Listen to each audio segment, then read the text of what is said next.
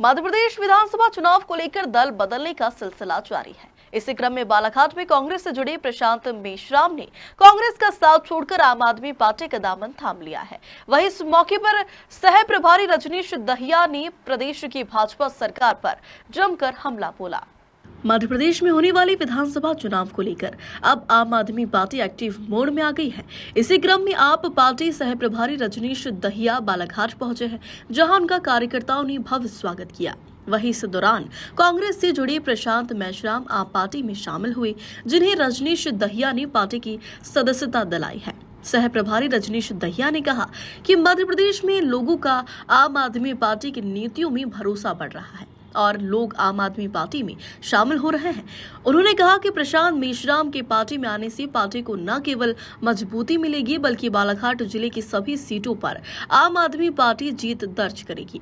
वहीं रजनीश दहिया ने भाजपा सरकार को चैलेंज करते हुए कहा कि आगामी चुनाव में भाजपा अपनी पिछली गारंटी को लेकर जनता के सामने जाकर दिखाए। जारी नहीं हुई है कि प्रत्याशी किसे बनाना है, कब लिस्ट जारी हो रही है आम आदमी पार्टी की? देखिए, पार्टी हाईकमान सभी पहलुओं पर विचार कर रही है और तकरीबन जो हमारे कैंडिडेट्स हैं वो आने वाले दिनों में भी बहुत जल्द जो जहां कैंडिडेट्स रह गए उसकी सूची जारी होगी, क्योंकि पार्टी आलाकमान और हमारे राष्ट्रीय संगठन महामंत्री डॉक्टर संदीप पाठक जी और हमारी पूरी टीम इन सभी पहलुओं पर गौर कर रही है। विचार चर्चा जारी है। बहुत जल्द मध्य प्रदेश के सभी विधानसभा क्षेत्रों में के लोगों को उनको अपने उम्मीदवार सामने आएंगे। आम आदमी पार्टी जिस प्रकार से पंजाब में काम कर रही है, दिल्ली में काम कर रही है, जो मॉडल दिल्ली में दिया है, मध्य प्रदेश में अगर सरकार आती है आम आदमी पार्टी की, तो क्या दिल्ली की तरह ही मध्य प्रदेश को मॉडल बनाया जाएगा? देखिए, क्या एजेंडा सारा देश जानता है कि आम आदमी पार्टी की सबसे पहली सरकार दिल्ली में रही। दिल्ली के डेवलपमेंट मॉडल को, दिल्ली के एजुकेशन मॉडल को, दिल्ली के हेल्थ सिस्टम को हमने पंजाब के चुनावों में लेके गए। किस तरीके से सरकारी स्कूल आज प्राइवेट स्कूलों को मात दे रहे हैं। लोग प्राइवेट स्कूलों से अपने बच्चों को निकालकर सरकारी स्कूलों में पढ़ा रहे हैं। मोहल्ला क्लिनिक, जिसकी ना सिर्फ दिल्ली में, मैं समझता हूँ कि विदेशों में भी उसकी गूंज है। और मोहल्ला क्लिनिक में एक आम साधारण से साधारण परिवार से लेकर अच्छे घरों के जो अपने आप में साधन संपन्न लोग हैं, वे भी उसमें इलाज करवा रहे हैं। सो दिल्ली का एजुकेशन मॉडल और हेल्थ मॉडल पंजाब के लोगों ने स्वीकार किया। देश की सबसे बड़ी ज़रूरत है वो शिक्षा और स्वास्थ्य है, और जो भी पार्टियां शिक्षा और स्वास्थ्य के लिए काम करेगी, देश की जनता उसे प्यार करेगी। दिल्ली में शिक्षा और स्वास्थ्य पर माननीय अरविंद केजरीवाल जी ने काम किया, आम आदमी पार्टी की सरकार ने काम किया। उसी का उदाहरण है कि पंजाब में सरकार 117 विधानसभा सीटों में से 92 नंबर लेकर आम आदमी पार्टी ने सरकार दी। अब पंजाब के हमारे जो स्वास्थ्य, हमारा जो हेल्थ सिस्टम है और एजुकेशन सिस्टम इतना मजबूत हो गया है। मैं आपको एक छोटी सी उदाहरण दूंगा कि अभी पिछले महीने माननीय मुख्यमंत्री अरविंद केजरीवाल साहब और पंजाब के माननीय मुख्यमंत्री सरदार भगवंत सिंह मान साहब और हमारे शिक्षा मंत्री हरजोत महज जी स्कूल ऑफ एमिनेंस को शुरू किया। अमृतसर में एक कस्बा है छहटा, वहाँ पर स्कूल ऑफ एमिनेंस स्टार्ट किया।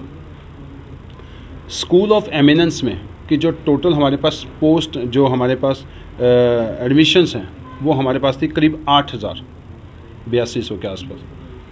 आप सुनकर हैरान हो गए, सरकारी स्कूल में दाखिला लेने के लिए कितनी एप्लीकेशंस आई होंगी? 1 लाख।